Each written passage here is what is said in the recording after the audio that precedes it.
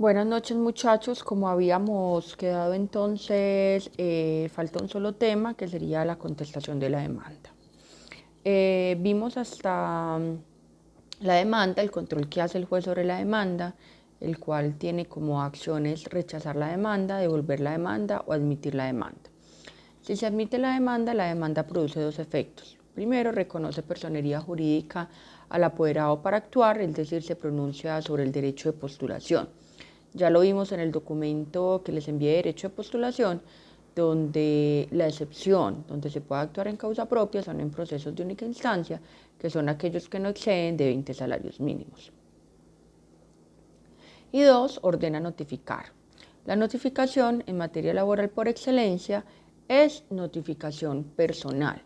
Ya vimos la notificación, que se tiene que hacer citación personal, citación por aviso, que no es lo mismo citación por aviso a notificación por aviso que existe en materia civil, y que si el demandado no comparece bajo estas dos circunstancias, entonces citaciones, entonces se procederá a nombramiento de curador.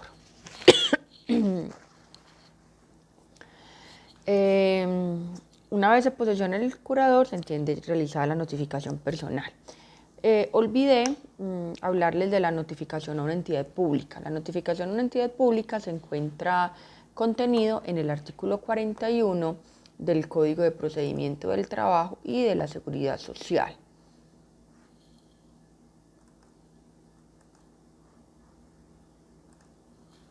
El cual es una notificación sui generis, se sale totalmente de lo normal. Está en el parágrafo del artículo 41. Recuerden que la notificación a una entidad pública no la realiza el demandante, la realiza el juzgado. El primer paso es que el citador del juzgado debe de ir al representante legal de la entidad pública. Si éste no se encontrare o se encontrare ocupado, entonces deberá notificar a el secretario general de la entidad. Si de pronto el secretario general de la entidad se encontrare ocupado, se debe buscar a la persona a la cual se haya delegado la facultad de notificación. Pues me imagino, por ejemplo, un asesor jurídico que tenga la facultad de notificarse. En caso tal de que no se encontrara, entonces aquí viene la parte sui generis. Se radicará copia del auto admisorio de la demanda con la correspondiente formato de notificación en la oficina receptora de documentos. Y se entenderá notificado el demandado pasados 5 días después de la fecha de recepción del ingreso y radicación de los documentos del auto admisorio de la demanda y del formato de notificación radicados en la oficina de recepción de documentos. Pasados esos 5 días empieza a correr el término de traslado. Entonces miren ustedes que la notificación a una entidad pública es una notificación sui generis. Vamos entonces a ver cuál es el término de traslado. Si es una demanda ordinaria de única instancia, no hay término de traslado. La demanda se contesta en la única audiencia. Entonces, ¿cómo se hace? Primera etapa, audiencia de conciliación. Si no se concilia o si se concilia parcialmente, viene la segunda etapa, que es contestación de la demanda. Una vez aportada la contestación de la demanda y dado traslado a las partes, y obviamente se ingresa al expediente para que sea conocida por el juez, se procede con la excepción de decisiones previas, fijación del litigio, saneamiento, decreto de pruebas, práctica de pruebas y sentencia. Entonces miren que la contestación de la demanda en un proceso de única instancia se hace en la misma audiencia.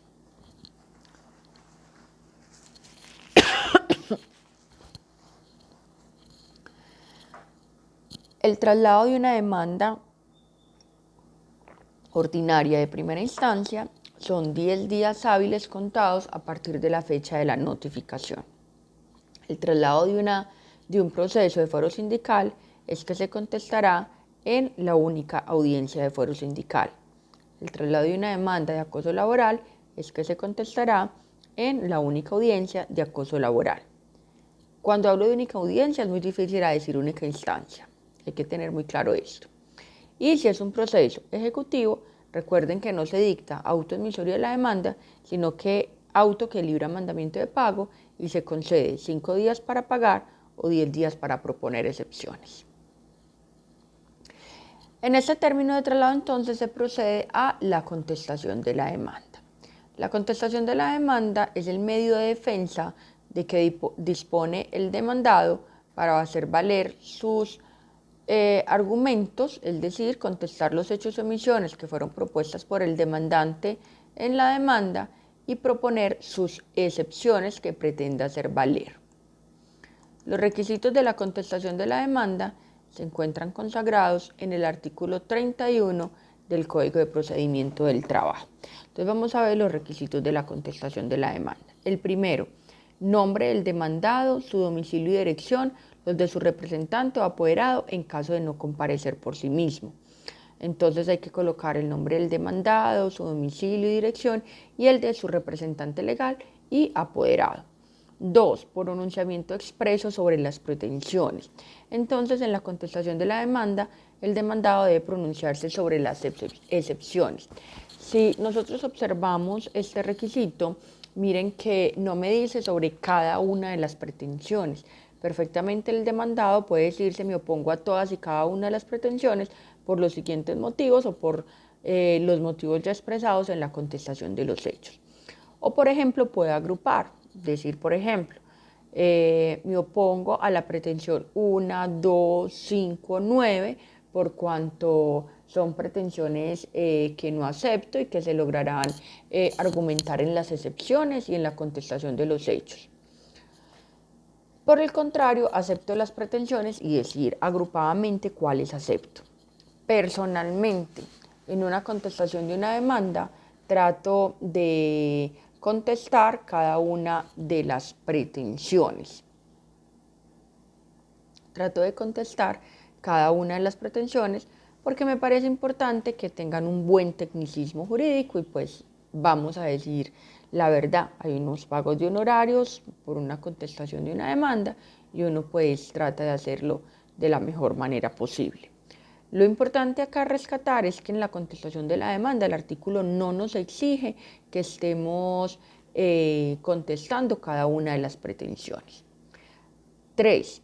Un pronunciamiento expreso y concreto sobre cada uno de los hechos de la demanda. Entonces, mire que acá cambia. Cuando yo voy a contestar los hechos de la demanda, en la contestación de la demanda sí debo colocar al hecho 1, al hecho 2, al hecho 3, contestar cada uno de los hechos. Además, debo indicar cuáles hechos admito, cuáles niego y cuáles no me constan. Los que admito incluso lo puedo dejar así, admito el hecho. Yo, por ejemplo, hago un resumen. Admito la modalidad contractual y los extremos laborales, por ejemplo, ¿cierto?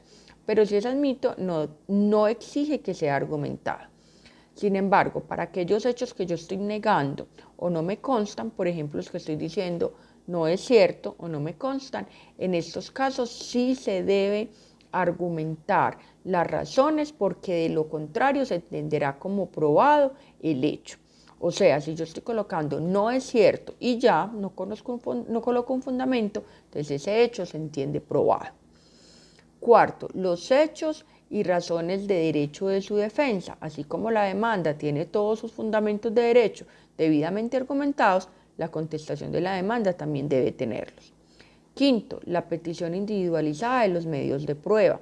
Así como en la demanda el demandante tuvo una cápite para relacionar los medios de prueba, el demandado en la contestación de la demanda, si tiene pruebas, también debe mencionarlas y también pedirlas las que no se pueden aportar, o sea, las que no son documentales, como por ejemplo solicitar interrogatorio de parte, solicitar prueba testimonial y si va a solicitar una prueba pericial también la puede hacer.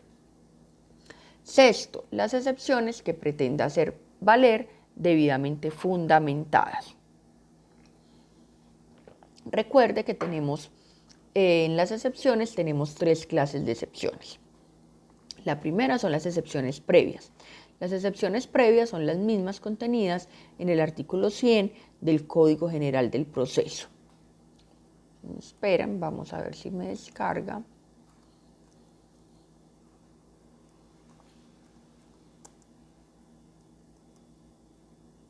Código General del Proceso. Código General del Proceso, artículo Manuel de mucha uso por mi parte. Entonces las excepciones previas que se pueden proponer son falta de jurisdicción y competencia, cláusula compromisoria, inexistencia del demandante o del demandado, incapacidad o indebida representación del demandado, inepta demanda por falta de requisitos formales y por indebida acumulación de pretensiones. Esto es muy importante cuando falta un requisito del artículo 25. Por ejemplo, puse el fundamento de derecho, no puse las razones y el juez tampoco me lo pidió dentro del control de la demanda para ser subsanado entre los 5 días siguientes a la devolución. Yo puedo proponerlo como una excepción previa. Indebida acumulación de pretensiones, es decir, cuando acumulo una pretensión principal y subsidiaria, las pongo las dos como principales. No haberse presentado prueba de calidad de heredero, cónyuge, compañero permanente, curador, albacea, administrador. Bueno, séptimo, no haberse dado la demanda al trámite del proceso que le corresponde. Octavo, pleito pendiente entre las mismas partes. Noveno, no comprender la demanda a todos los litisconsortes necesarios. 10, no haberse ordenado la citación a otras personas que la ley dispone citar. Y 11, haber notificado el auto admisorio a la persona diferente, razón por la cual las excepciones previas son las mismas contenidas en el artículo 100 del Código General del Proceso. ¿Qué diferencia tenemos con el proceso civil? Que en la contestación de la demanda no van escrito aparte, simplemente en la misma contestación de la demanda yo hago una cápite aparte donde digo excepciones previas, las presento y simplemente se formulan y se sustentan. No tiene que ir en un escrito aparte como va en materia civil.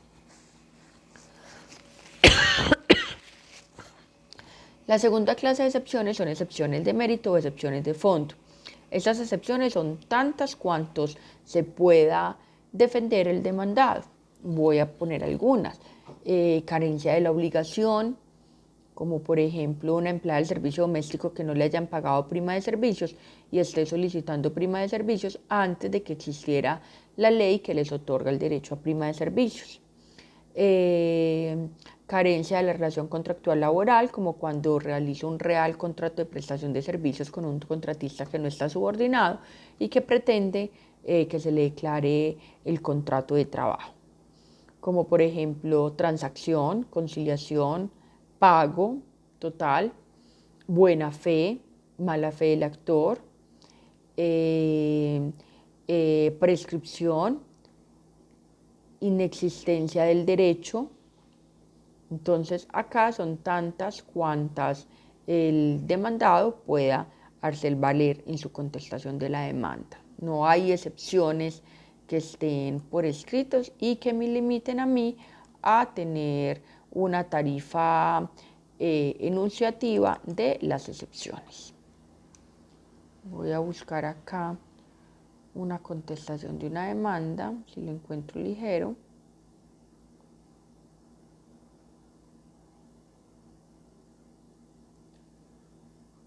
Una contestación de la demanda.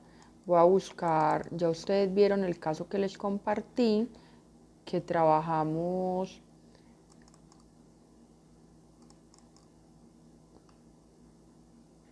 el caso que les compartí, que lo trabajamos en clase con la principialística, que no puedo decir los nombres porque esto igual va público y tengo que tener reserva con las partes, pero les voy a decir qué excepciones previas propuse. Ya ustedes saben de cuál caso estoy hablando. Voy a decir qué excepciones previas propuse.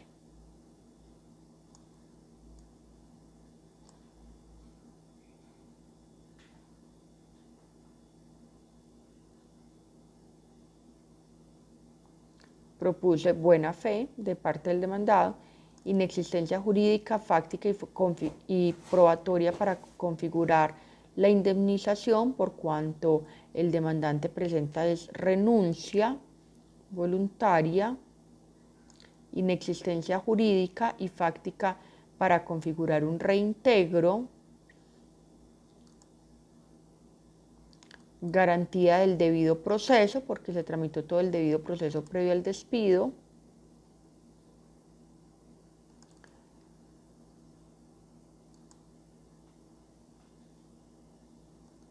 completo pago para el demandante por cuanto se le pagaron todas sus prestaciones sociales y acreencias laborales durante la ejecución del contrato de trabajo, y se le hizo consignación a órdenes del juzgado de la liquidación definitiva por cuanto el demandante no quiso comparecer a retirar los dineros, y prescripción y mala fe del demandante. Entonces esas fueron las excepciones que propuse en el proceso que les compartí. Muy bien. Las excepciones de mérito ya sabemos que se resuelven en audiencia en la sentencia, mientras las excepciones previas se resuelven en la primera audiencia después de agotada la etapa de conciliación. Si yo concilio, pues no se hace el trámite de las excepciones previas porque se daría terminación anticipada del proceso. Pero puede que la conciliación se dé o de manera parcial o no se concilie. ¿Cuál es el acto a seguir? La decisión de excepciones previas. ¿Por qué? Porque puede que una excepción previa me dé terminación anticipada del proceso. Y en materia laboral, según el artículo 32, existen excepciones mixtas. Las excepciones mixtas serían la prescripción y la cosa juzgada, que se pueden proponer tanto como previas como de mérito. Si se proponen previas, se resuelven en la primera audiencia, y si se proponen de mérito, se resuelven en sentencia. Hay que tener muy claro que proponer decisiones previas o mixtas propuestas como previas, el demandado tiene que tener muy claro la posibilidad de que prosperen, porque de lo contrario estaría sancionado a un salario mínimo por no prosperar las excepciones previas. Les cuento a título personal, yo con los demandados hablo y digo, las voy a proponer, si no me prosperan, ustedes asumen el pago de esas excepciones.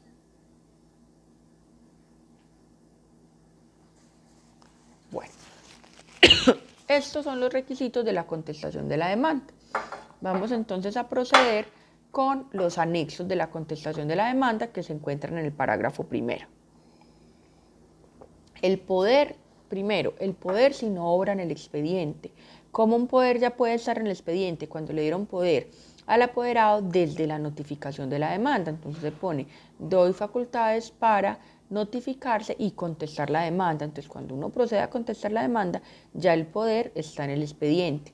Ahora, no siempre, puede que el demandado vaya y se notifique como persona jurídica, como representante legal, o en muchos casos como persona natural, y que se consiga el abogado en ese término de 10 días para contestar la demanda. En ese caso, se tendría que dar poder.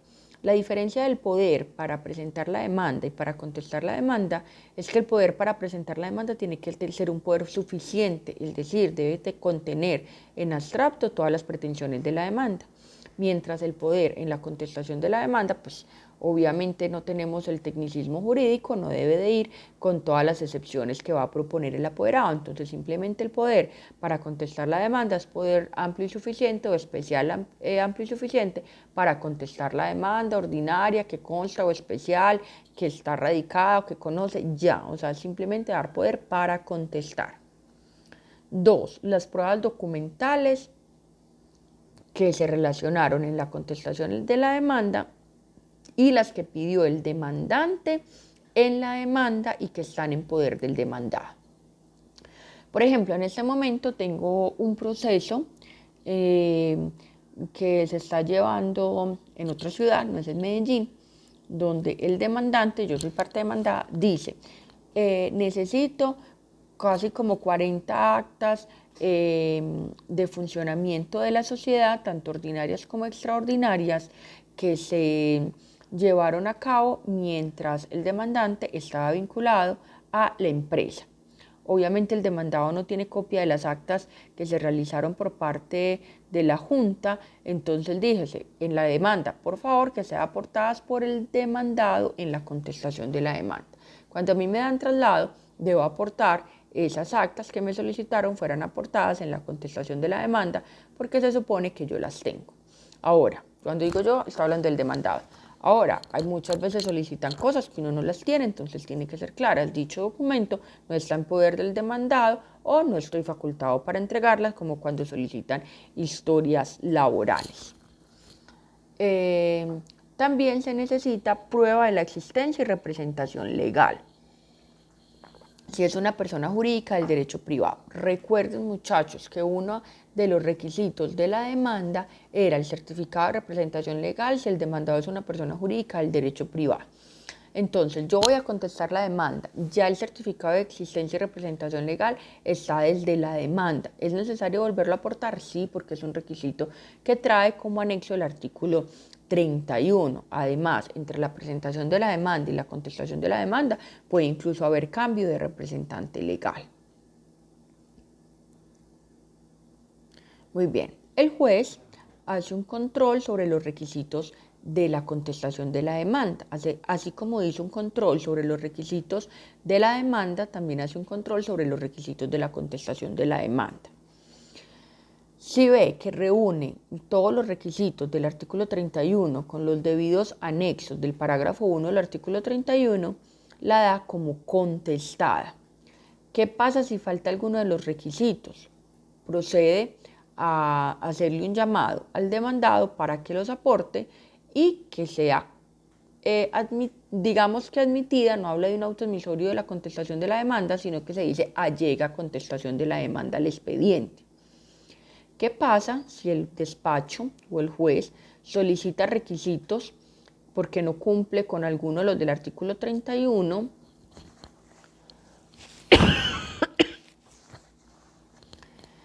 Y el demandado no procede a subsanarlo, se entiende como no contestada la demanda, supremamente grave. En una demanda que tuve en Barranquilla, eran 21 hechos, mientras se notificaron allá en Barranquilla, hicieron el traslado a Medellín, me la entregaron a mí, yo la estudié, me reuní con la empresa y procedí a contestarla, ya me faltaba como 3 días. En el último hecho estaba rendida y puse algo así como no me consta que se pruebe, punto. Ahí mismo el juez dijo, por favor, de los hechos que no le constan o que no se prueben, tienen que ir debidamente argumentados. Entonces procedí a argumentarlos y me dieron por contestada la demanda. Me parece que el juez fue muy inmediato, atendiendo el principio de inmediatez en este requisito, porque si no me lo hubiera pedido y me hubiera admitido la contestación de la demanda, después me hubiera podido sancionar diciendo se tiene probado este hecho porque no estuvo debidamente motivado. Entonces yo creo que antes me dio una muy buena oportunidad de motivarla. ¿Cuándo se entiende como no contestada la demanda? No contestada la demanda se entiende cuando el demandado se notifica y se olvida del proceso. Se notifica y cree que es una charla, no contesta, no hace nada y se queda esperando y después de notificado por el principio de impulsión oficiosa, el proceso va hasta sentencia.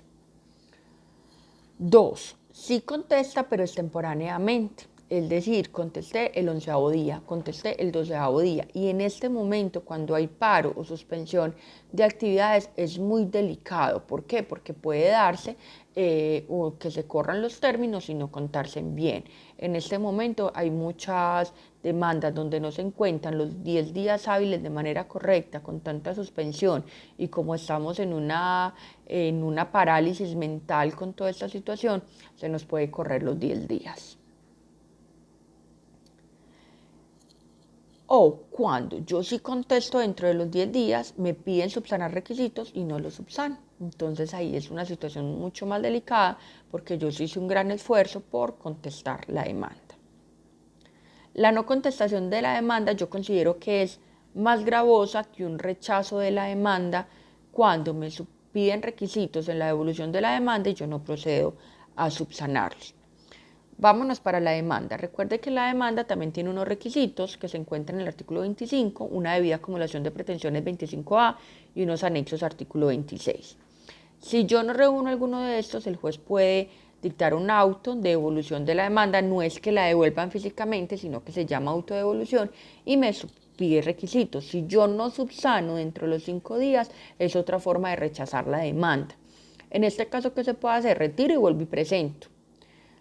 ¿Qué es lo peor que me pueda pasar? Una prescripción. Entonces, asumir el riesgo de que no se haya prescrito la acción.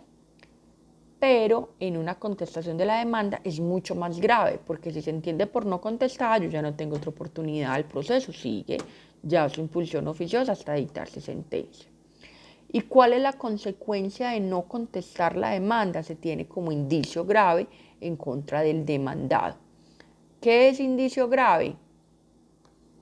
Indicio grave lo valorará el juez en la sentencia, o sea, no tenemos un parámetro para determinar qué es indicio grave. Hasta acá entonces la contestación de la demanda.